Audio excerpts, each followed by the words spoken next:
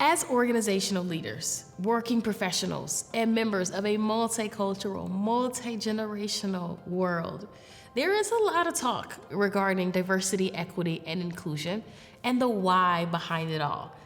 But what do these terms even mean? What does it look like to have a foundational understanding of DEI so that you can navigate and lead DEI within your own workplace, within your own communities? To understand and embrace and activate the what, the why, and the how of diversity, equity, and inclusion, it is essential to understand the history and modern day implications of structures, of systems, of power, privilege, and ultimately oppression. I'm Raven Solomon, founder and CEO of Raven Solomon Enterprises, your trusted diversity, equity, and inclusion education and consulting firm. As you embark on your own journey towards being an inclusive individual or an inclusive leader, I invite and challenge you to approach the work of diversity, equity, and inclusion through our simple framework, known as the 6 building blocks of DEI. The 4th building block of DEI is understanding systems and systemic oppression. When understanding inequities and outcome disparities as the direct result of systemic oppression and hierarchy, we can better understand how to drive diversity, how to enhance inclusion efforts towards a more just and equitable society.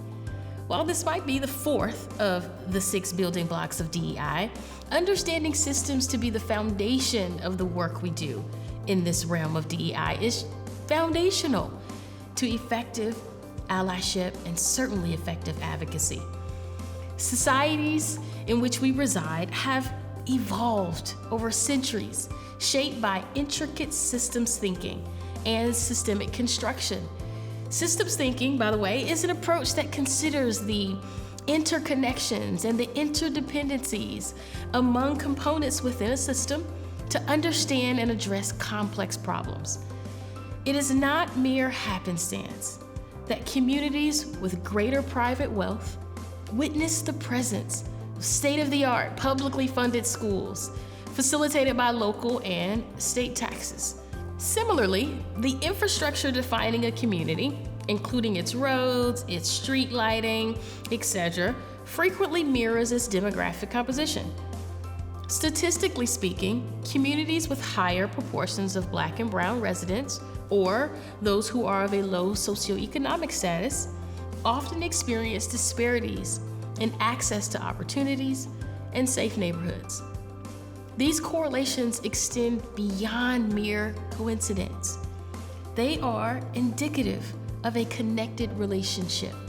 The systems governing educational, financial, and employment opportunities within communities are interlinked with those influencing the upbringing of children and impacting families in their private spheres. Systemic oppression has been deliberately crafted to exert influence at various junctures as individuals navigate these very interconnected systems. The various systems present in our society can be understood to impact things like wealth gaps, employment rates, housing discrimination, incarceration, migration, health disparities, and so much more. A considerable number of these systems have endured for centuries. Examples include lending systems in public education. The origins of contemporary policing practices, for example, can be traced back to surveillance and entrapment methods employed on enslaved individuals. Many of the equal opportunity employment programs in existence today are only present because of once legal practices of discriminatory hiring methods.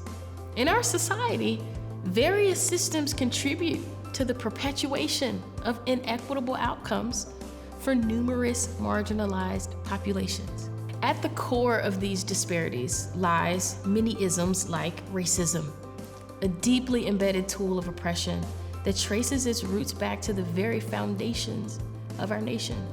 Systemic oppression encapsulates the prevalent nature of these disparities, reflecting the disproportionate barriers and negative outcomes that certain individual groups face when engaging with and seeking assistance within these very systems I'm speaking of. Whether manifested in limited access to quality health care or discriminatory lending practices, biased policing, or housing disparities, the intricate web of systemic oppression perpetuates a cycle of disadvantage for marginalized communities, highlighting the urgent need for comprehensive, transformative change within these very societal structures. To mitigate the damage done by systemic oppression and to rethink our relationship within these systems, we will need to engage in systems thinking. Systems thinking is an approach that recognizes the interconnectedness of various elements within a system and how they perpetuate systemic oppression. It helps us understand the complex web of factors that sustain oppressive systems, moving beyond individualistic explanations. By taking a holistic perspective, systems thinking guides advocates for social justice and change in addressing root causes, identifying feedback loops, and fostering collaboration. We must celebrate inclusivity and identity in all we do. It is imperative to call attention to how intersecting systems of racial and gender inequity, for example, impact people at the crossroads of systemic oppression. Through an intersectional lens, we can begin to dig deeper into how these systems of oppression were created and how to dismantle them.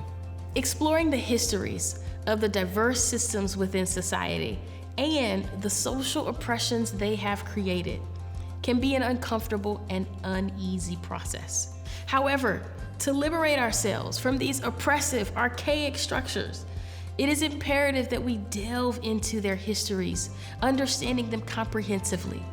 By acquiring knowledge about these systems, we empower ourselves to contribute to the design of a more just and equitable world, an aspiration we hold for the society in which we aim to thrive. As the fourth of the 6 building blocks of DEI, calling attention to systemic oppression and leading with a systems thinking approach allows us to lead DEI through a lens of intersectionality. Understanding the 6 building blocks of DEI allows us to reimagine the role we can all play in achieving equity and fostering inclusion. Both individual behavior and systemic change will create the world in which we hope to both live in and leave for future generations. I hope you will join me in continuing to learn about these 6 building blocks of diversity, equity, and inclusion as we uncover the what, the why, and the how of this work, discovering, embracing, and activating DEI.